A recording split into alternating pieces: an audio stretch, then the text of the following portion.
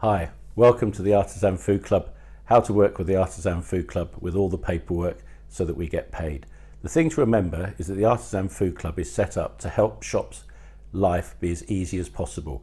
Deliveries arrive on time, purchase orders are in the boxes, their monthly invoice arrives, they make one payment, and it's a fairly seamless process. If we're not making the shop's job easy and allowing them to make profit, we don't really work as a service, and that fundamentally is what the Artisan Food Club is a service to shops to make their lives easier.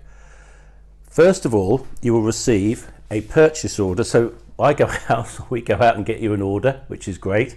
Then we send you a purchase order and a delivery note. So you'll see both of these. You would have seen these when they arrive. The purchase order is the instruction for us to purchase the product off you, and the delivery note is the note that you put in the box to go with the order to the shop. Once the shop receives the order, they unpack it, so your delivery note will be in the box. So they unpack the box and then the delivery note will be inside the box. They'll take all the delivery notes out at the end of the month.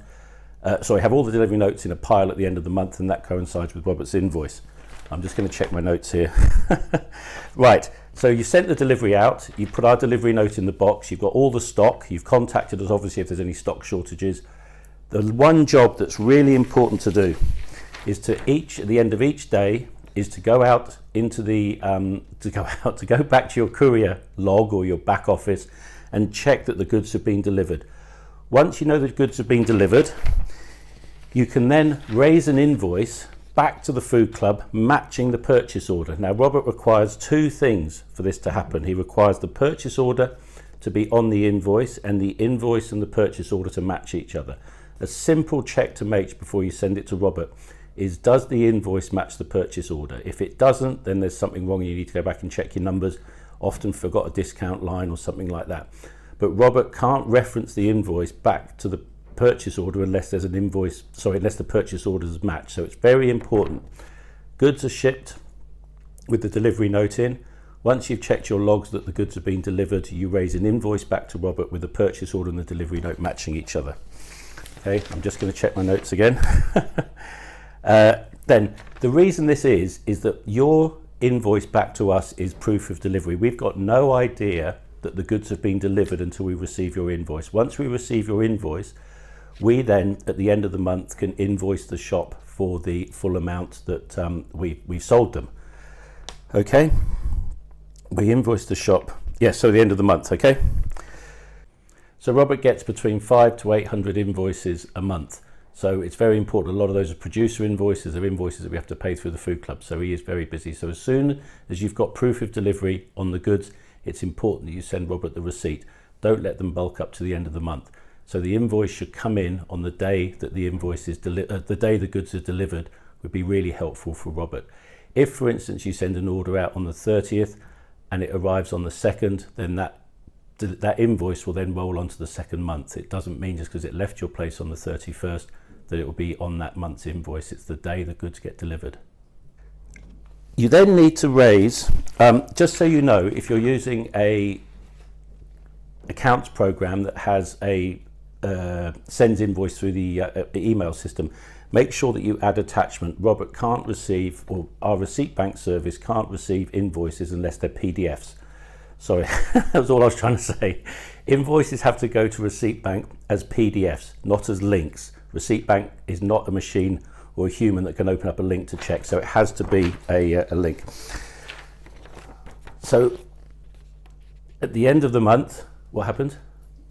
You said it has to be a link and you actually meant it has to be a PDF. Oh, it has to be a PDF. Sarah's here helping me today, so that's good. So it definitely has to be a PDF attached to the email that goes to receipt bank. Thank you, Sarah. Then we've sent the goods out. It's had the delivery note in the box. We've checked the delivery's been made. We've sent Robert the invoice to receipt bank. So everything's fine. Now, Robert is very particular about making sure that nobody doesn't get paid or we don't pay anybody twice.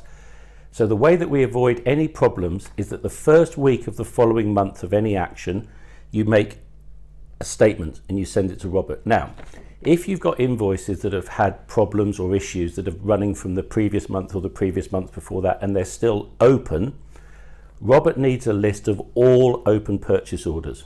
okay?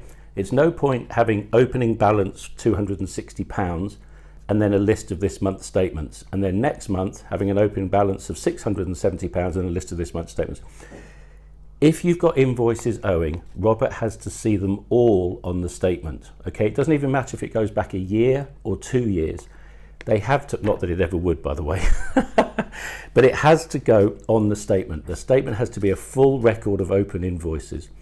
Invoices have to match purchase orders have to have invoices with the matching numbers on them. So just sort of capping on a few things there.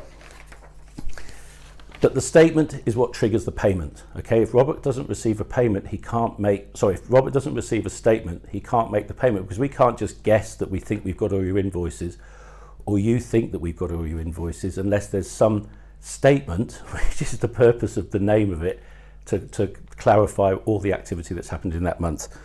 Okay, now any questions, please phone me and Robert, but we've tried to make it as simple as possible, but primarily to make the shop's job easy and allow them to make profit with the minimum effort.